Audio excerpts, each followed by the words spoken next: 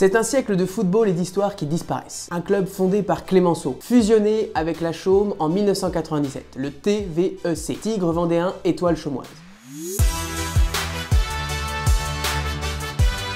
Plombé par ses dettes, près de 160 000 €, il vit ses dernières heures et ses licenciés sont désormais libres de s'engager où ils le souhaitent. Un projet étant engagé avec son voisin, le FCOC Football Club Olonne-Château, lui aussi issu d'une fusion. Les raisons de cette disparition, c'est évident, une mauvaise gestion, mais surtout un modèle à bout de souffle. Le football, il a changé.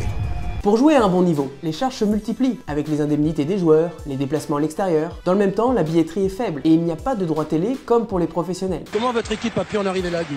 Ça, c'est pas le moment de faire de la philosophie, hein. Un modèle qui marche donc sur la tête depuis de nombreuses années et dans tous les sports collectifs. S'ajoute à cela la consommation, plus que la pratique du sport, des bénévoles qui font garderie, l'éparpillement des sponsors, la baisse générale du bénévolat, l'augmentation des contraintes administratives et la pression des ligues et autres fédérations nationales. Vous paraissez découragé, Guy. Non, pas du tout, mais vous m'emmerdez. Dernière raison, plus locale, l'absence de politique sportive au Sables d'Olonne. J'ai un scoop pour vous. Il y a un peu plus d'un an, sous la plume de Laurent Foreau, journaliste sportif du Journal des Sables, j'alertais déjà sur les difficultés des différentes associations sportives. Dernièrement, la Vendeva a annoncé avoir du mal à boucler son budget. Les U18 nationaux de basket ont été sacrifiés faute d'argent. Et maintenant, c'est le TVEC qui disparaît. Et c'est le retour au vestiaire!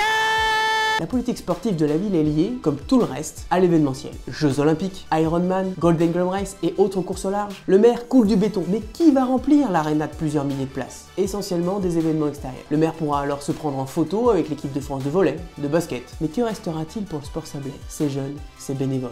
Qui formera-t-on? Et si un autre mouvement était possible? Et si cette crise était une opportunité?